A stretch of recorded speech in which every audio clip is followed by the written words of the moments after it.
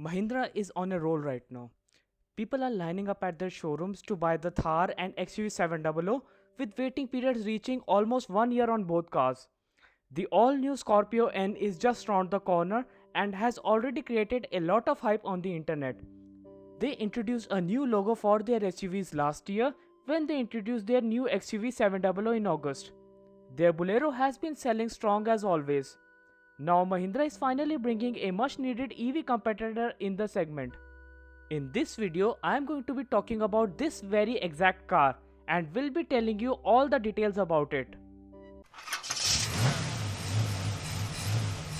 So far, we know that Mahindra recently confirmed that they will be releasing an EV version of XUV300 around January next year.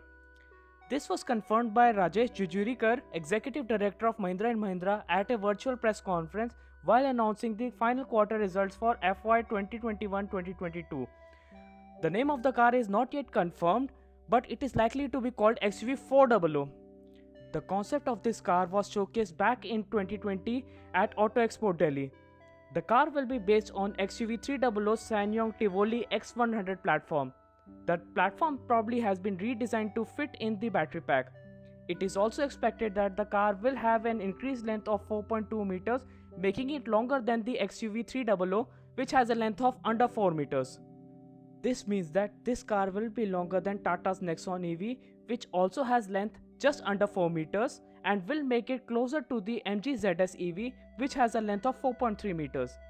This means that XUV400 would be a compact SUV like MG ZS EV. I think Mahindra has taken this step because most people had complaints about the subpar boot space of XUV300 in comparison to its competitors. Plus, EVs enjoy low duty structure and are not penalized for length, which is not the case with gasoline cars.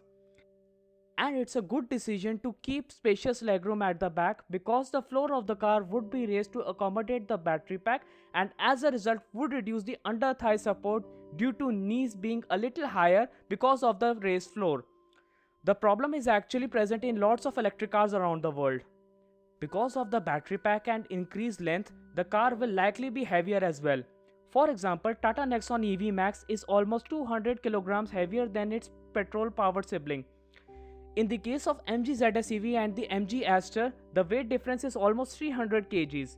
And it is likely that we would see a minimum increase of 300 kgs from XUV300 to XUV400, which means probably slight tuning of suspension due to increased weight. In terms of safety, we can expect 5-star safety since XUV300 based on the same platform scored 5 stars in Global NCAP.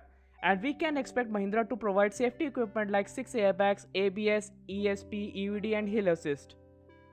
Now let's talk about the powertrain. According to Autocar India, the electric motor powering the XUV400 will roughly produce a minimum of 150 horsepower, giving it a slight edge compared to the recently launched Nexon EV Max, which produces 143 horsepower. However, this will be still less than the 174 horsepower that MG ZS EV produces.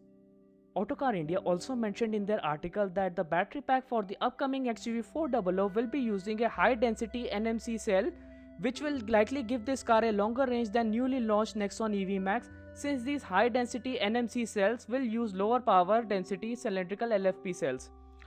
This battery will likely be provided by LG Chem, but we will have to wait for the launch of this car to confirm that, since the range of the car will depend on the actual battery size that Mahindra will go for. Currently, Nexon EV Max has a range of 437 km and MG ZS EV has a range of 461 km. So if rumors are true, we can expect XUV400 to have a similar range as well. But be aware that there is a lot of difference between the claimed range and the actual range that people usually get from an electric car, since the range depends upon a lot of external factors like temperature, driving terrain, etc. It is likely that the car will also have regenerative braking to recover some of the energy during braking and while going downhill. I hope Mahindra allows us to alter regen levels from the car just like in Tata Nexon EV Max and MG ZS EV. This will give a lot of freedom to the driver and will allow him to practice single pedal driving in more cases, which will allow him to get a better range. We don't have much on the overall charging infrastructure by Mahindra, but at least it would be able to use charging options like Tata Power, Fortum, Chaser, etc.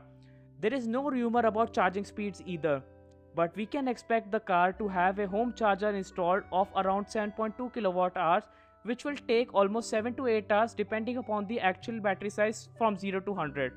If this car supports 50 kilowatt hour charging, it will likely charge the car up to 80% in less than an hour, but obviously you will need to find a 50 kilowatt hour charger for that. I've taken these numbers from Nexon EV Max, so these can vary depending upon the battery size and the tech present in the car. In terms of features, we can expect the autonomous driving features from XUV700 to be added to XUV400. Also, it is likely that Mahindra might provide a different instrument cluster to what they offer in XUV300, since an electric car has much more data to be displayed to the driver than a petrol diesel car, like power consumption, regeneration graphic, range, etc. There is obviously going to be an infotainment display with Android Auto and Apple CarPlay. Not sure about Alexa functionality, but hopefully LED light setup, since it would help in saving energy and helping with the range, and who knows, Mahindra may even include electronic seat function from the XUV700. In terms of future, Mahindra has already announced plans to launch as many as 8 passenger EVs by 2027. The company will reveal its first born electric platform in UK on August 15, 2022. Earlier this month, Mahindra and Volkswagen announced their intention to explore a partnership. This might allow Mahindra to use VW's tried and tested batteries and other EV components. And we all know how good VW is doing in Europe with their EVs. Tata has also big plans for EVs.